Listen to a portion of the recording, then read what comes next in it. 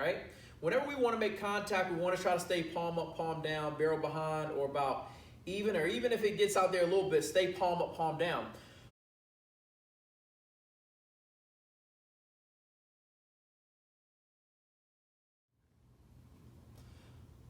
All right, guys, so let's now take some time to talk about what causes a rollover. Really one of the most basic things that we're taught, one of the first things we're ever taught about hitting a baseball, number one, we're taught see the ball, keep your eye on the ball. But then we're also taught how to handle the bat, how to actually hold the bat in our hands.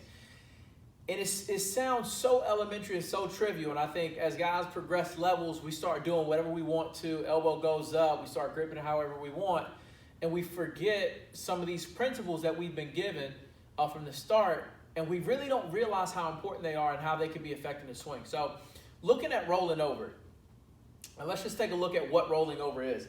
Essentially what rolling over is, the barrel's getting out in front of the hands, right?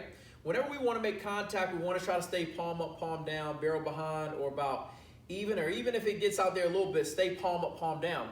But the trouble with rolling over is this top hand, once the barrel starts to get out in front of the hands, usually that's a sign that the bat wants to come, it wants to start coming across. This is the bad guy. This wants to work, it wants to work against you. So we want to get as much flexion as possible with that top hand. The more we can get it to work straight, the more chance we have to keep that barrel, to keep our hands in that palm up, palm distance as we progress to the zone. So we want to keep it palm up, palm down. Now, what keeps us from being able to work palm up, palm down is when guys get into the box and they grip the bat like this, okay? Like this right here. So what this is going to do, if that top hand gets curled up and around that bat, the more the hand progresses out front, the more it wants to start coming across the body. Now, if instead what's happening in the zone, if we're getting to palm up, palm down, and we can keep that flexion and go straight or create more whip, now sometimes you can actually get beat. You can actually get beat out front and you still got a little more whip, and you can just throw the head at it a little bit. But if that thing is tucked around that handle, you're just going to roll out, barrel's going to start coming up, you're going to hit the top of the baseball, you're going to create that dribbler.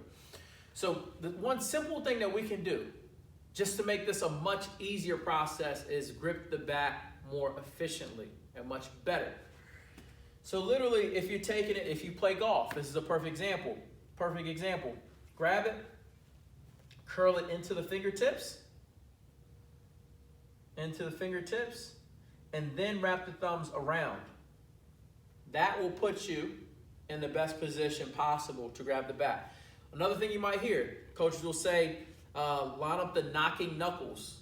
This line of knuckles right here, the knuckles that you go to a door and you knock on. Using that, same technique. What that does, and you can kind of play with it, see how much more flexion you have within your wrist when you have it in your fingertips versus when you have that thing wrapped in your hands like that, right? You're not going to have very much. You're going to feel a lot of tension on your wrist. But this is no different than the position that a lot of guys are getting into when they're holding their bat. They want to go elbow super high, sky high.